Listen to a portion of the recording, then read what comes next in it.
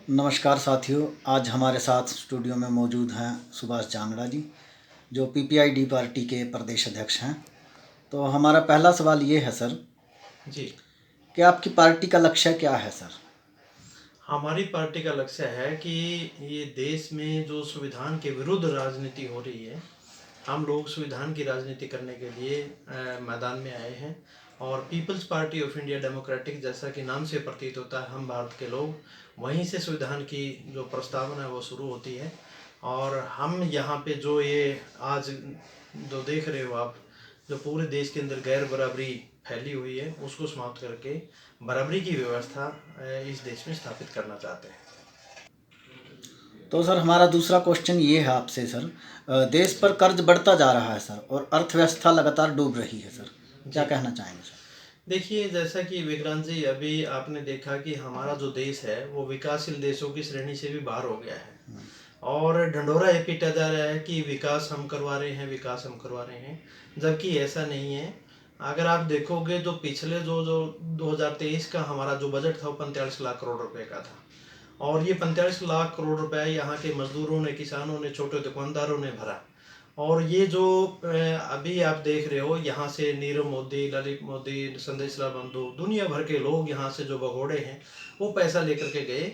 और जो स्विस बैंकों के अंदर कांग्रेस रखती थी, ऐसा ही बीजेपी रख रही है। और वो जो काला धन है, आज वो 3 गुना बढ़ गया है।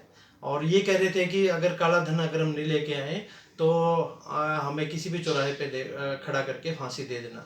अब उनसे पूछने वाला कोई आदमी नहीं है, ना कोई, वो आज तक उन्होंने कोई प्रेस कॉन्फ्रेंस की है कि अर्थव्यवस्था का डूबने का कारण ये है कि चंद लोगों को ही देश के जो संसाधन हैं वो सारे सौंपने जा रही है बीजेपी सरकार।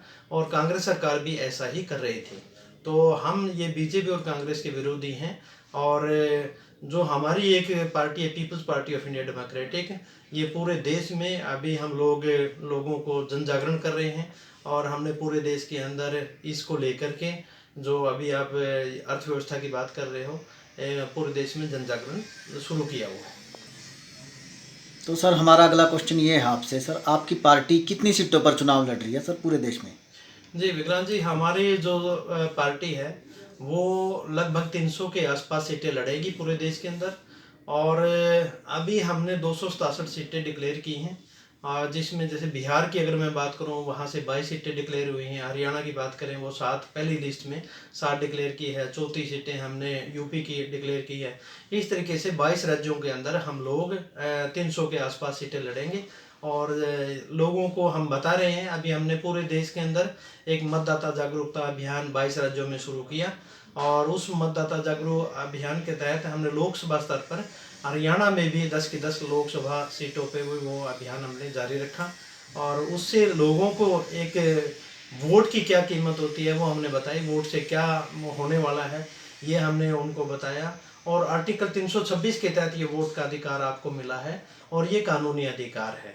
तो इसको लेकर के हम मतलब पूरे देश में अभी धीरे धीरे करके हमने यहाँ पे डेमोक्रेटिक सिस्टम और संस्था का नेतृत्व हमें अपने लोगों के बीच में एक व्यवस्था स्थापित करने जा रहे हैं। तो अगला क्वेश्चन ये है हमारा सर, किसानों को लेकर आपकी पार्टी का क्या स्टैंड है सर? देखिए, ये जो कोरोना के टाइम में बीजेपी सरकार एक किसान बिल लेके आई थी। किसी ने नहीं कहा था कि ये बिल लेके आए, पर ध्वनिमत से पारित हुआ, जो कि गलत है। और लगभग वो 1 साल से ऊपर दिल्ली में बैठे रहे और 700 किसानों की वहाँ पे हत्या हुई। और किसानों के साथ लगातार स्वामीनाथन रिपोर्ट की बात कह करके बीजेपी आई थी शासन सत्ता में। परंतु उनके साथ अगर आप देखते हो तो वो अभी पहले उन्होंने 50 किलो का एक यूरिया आता था 45 किया, और अभी वो 40 किलो कर दिया है। ऐसे करके किसानों के साथ और ये तरह तरह के हथकंडे अपनाए जा रहे हैं। और 6,000 रुपये दे करके उनको मतलब एक मरहम लगाई जा रही है। जबकि उन्होंने ये बात कही थी कि 1922 में हम किसानों की आय दुगनी करेंगे। दुगनी तो क्या, उल्टा उनके साथ मतलब ये सारे तरह के षड्यंत्र करके उनकी जो इनकम आ रही थी वो भी ख़त्म कर रही हैं। तो हम उन्नत खेती के लिए उन्नत बीज और जो खाद है और वो बीज है और जिस तरीके के अभी आने वाले टाइम में इस तरह के बीज आने वाले हैं जो एक बार ही वो बोए जाएंगे, दोबारा उनसे बीज पैदा नहीं होंगे, ऐसा कंपनियों को सारे के सारे सिस्टम के तहत उनको दिया जा रहा है। और हम चाह रहे हैं कि हमारे जो किसान हैं वो कंपनियों के साथ ना जा करके अपने तरीके से खेती करें और सरकार उनसे खेती करवाए, और हम राष्ट्रीयकरण करके और किसानों को उनके सही जो एक एमएसपी की मांग है वो एमएसपी की मांग उनकी पूरी करेंगे। और उन्होंने मंडियों की मांग की थी, हम पूरे देश के अंदर मंडियों की मांग भी उनकी पूरी करेंगे।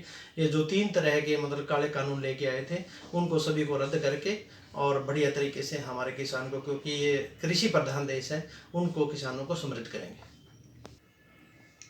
अगला हमारा क्वेश्चन ये है, कर संविधान को लेकर आए दिन चर्चा होती रहती है, संविधान बदलने की भी बात की जाती है, सर आपकी क्या राय है सर?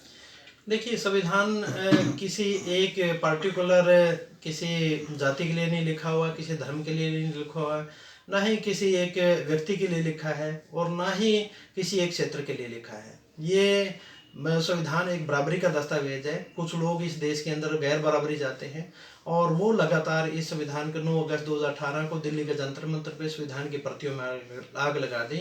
और ये जब से 1950 से ये संविधान इम्प्लीमेंट में आया और उसके बाद ही मतलब हमारे लोगों की जो तरक्की हुई, शिक्षा आई संविधान से, नौकरियां मिली और नौकरियों से पैसा आया, पैसे से उन्होंने ज़मीनें खरीदी और उसके साथ साथ जो भी अभी हमारे जो लोग हैं वो बिजनेस में भी जा रहे हैं।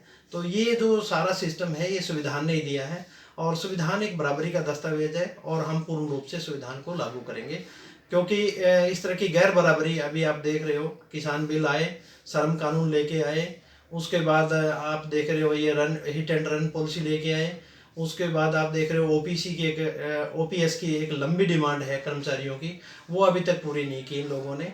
हम लोग ये सारी डिमांडें, अग्निवीर लेके आए, हम ये सारी डिमांडें पूरी की पूरी उनकी पूरी करेंगे और इस देश को एक समृद्ध राष्ट्र बनाना चाहते हैं। तो हम लोग Peoples Party of India Democratic के लोग एक अपने चरणबद्ध तरीके से अपने लोगों को समझा रहे हैं, बुझा रहे हैं देश की जनता को, और उसमें अपना संविधान में पूर्ण आस्था रखते हैं और संविधान को लागू करेंगे। अगला क्वेश्चन हमारा ये है सर कि बेरोजगारी एक बड़ी समस्या है सर, आपकी पार्टी किस प्रकार इस समस्या से निपटेगी सर? देखिए, बेरोजगारी कोई बड़ी समस्या नहीं है, क्योंकि इस देश में अगर हम इस देश की ज़मीनें देखें तो ज़मीनें यहाँ की उपजाऊ हैं। यहाँ का अगर हम जल देखें तो वो जल भी काफ़ी बढ़िया है। इस तरीके से अगर हम पूरे देश के संसाधनों को देखते हैं तो वो बहुत अच्छे जलवायु है इस देश की। यहाँ के युवा बहुत अच्छे हैं, काम करते हैं, परंतु यहाँ की जो सरकारें हैं वो उनको रोज़गार नहीं दे पा रही। अगर आप अभी भी किसी भी सरकारी डिपार्टमेंट में चले जाओ, लगभग हरियाणा के अंदर मैं बताऊँ आपको 2 लाख से ऊपर पोस्टें खाली पड़ी हुई हैं, सरकार भर्ती नहीं कर रही है। ऐसे अगर बात करूँ तो सेंट्रल गवर्नमेंट ने भी करोड़ों नौकरियाँ अभी खाली पड़ी हुई है। जो लोग ये कह रहे थे कि हम 2 करोड़ नौकरियाँ हर साल देंगे, उन लोगों ने उनका रोजगार छीन लिया है। अभी हरियाणा बेरोजगारी पे नंबर 1 पे है। और बात करें तो सेंटर में भी इस तरीके से पद खाली पड़े हुए हैं। हम ये जितने भी पद खाली पड़े हुए हैं सारे के सारे पद भरे जाएंगे और वो भी जनसंख्या के अनुपात में जिनकी जो हिस्सेदारी बनती है उसके अनुसार